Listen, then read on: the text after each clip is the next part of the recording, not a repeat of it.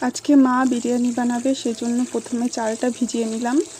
চালটা একটু প্রথমে ধোবো, ধুয়ে ভিজিয়ে রাখবো। 1 ঘন্টার জন্য ভিজিয়ে রাখতে হবে। আমার মায়ের হাতের বিরিয়ানি সবারই অনেক প্রিয়, তাই জন্য আজকে ভাবলাম যে একটু ভিডিও বানিয়ে ছাড়ি। সবাই দেখো কিভাবে ঝুরঝুরে বিরিয়ানি বানানো যায়। মাংসটাও ধুয়ে নিলাম। এবার মশলাটা করে নেব।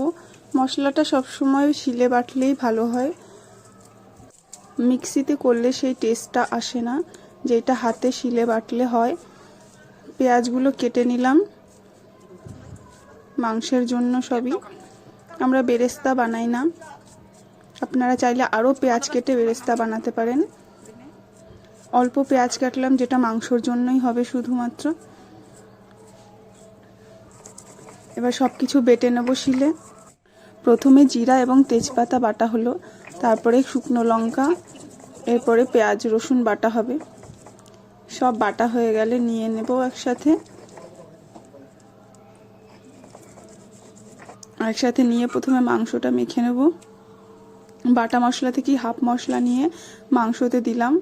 1 চামচ হলুদ, পরিমাণ মতো লবণ, এবং লবণ আর হলুদের উপরে তেলটা দিয়ে দেব।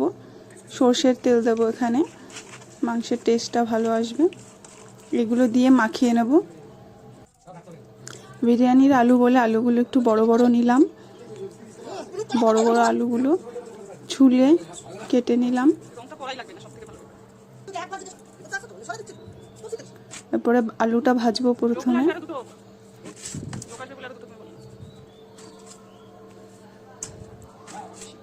দেখুন, আলুটা ভাজার জন্য 1 গাদা তেল দিলাম, প্রায় অনেকটাই তেল লাগবে। এদিকে হাঁড়িতে জল চাপিয়েছি।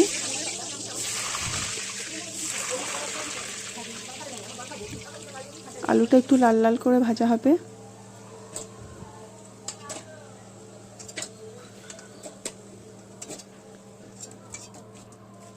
আলুটা ভেজে নেওয়ার পরে তেজপাতা, লবঙ্গ, এলাচ সব দিয়ে দেব। গরম তেলে একটু ভেজে নিয়ে লঙ্কাটাও দেব। লঙ্কাটাও একটু লাল লাল করে ভাজা হয়ে গেলে এরপরে আমরা পেঁয়াজটা ছেড়ে দেব। অনেকক্ষণ নেড়ে চেড়ে দেখবেন একটু লাল লাল হয়ে আসবে।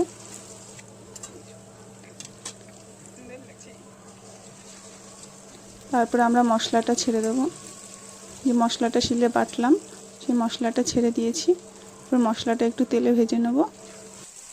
সামান্য একটু হলুদও দিয়ে দিয়েছি এর মধ্যে, যাতে কালারটা ঠিকঠাক চলে আসে। দেখুন, কালারটা এরকম চলে আসলে লাল লাল, এরপরে মাংসটা দিয়ে দেব। মাংসটা দিয়ে একটু কষিয়ে নেব। প্রথমে নেড়ে চেড়ে ভালো করে একটু কষিয়ে নেব।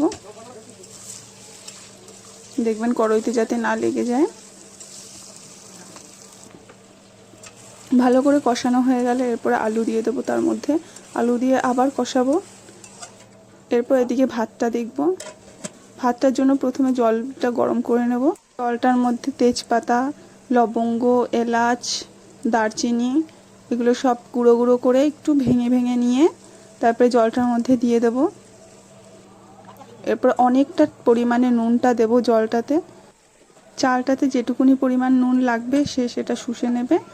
এই জন্য জলে নুনটা বেশি পরিমাণ দিলেও অসুবিধা হবে না। এরপরে জলটা আমরা ঢেকে দেবো একটুখানি, এবং মাংসটা দেখুন হয়ে এসেছে।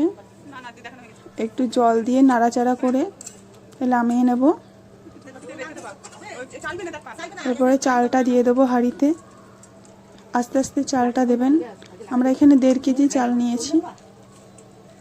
1.5 কেজি চাল এবং 1 কেজি মাংস।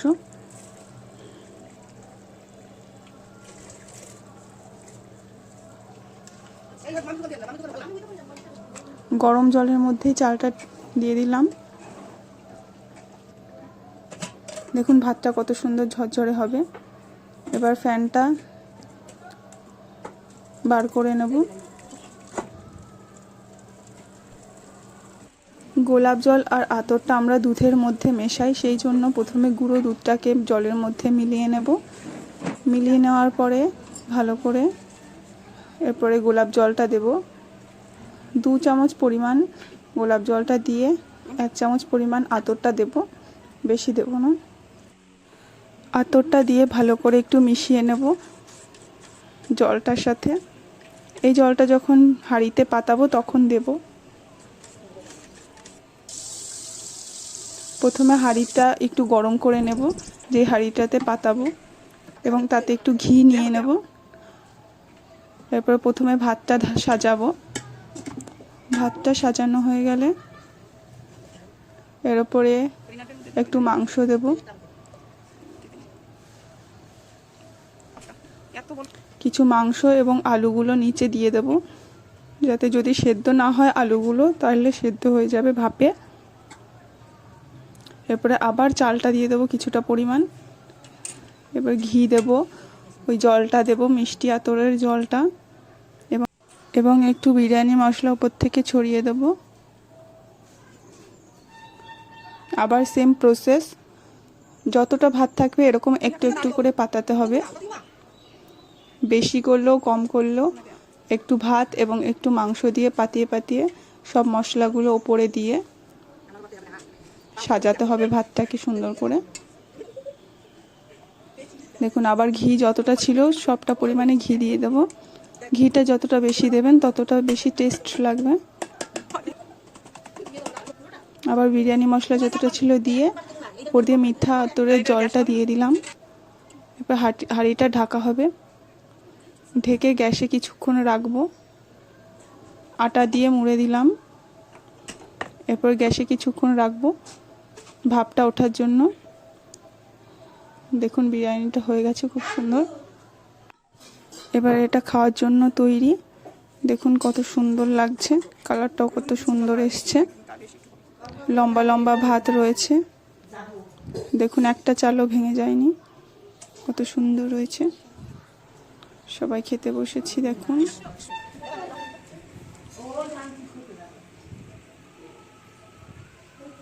অনেক টেস্টি হয়েছিল খেতে, আপনারাও বানাবেন এরকম।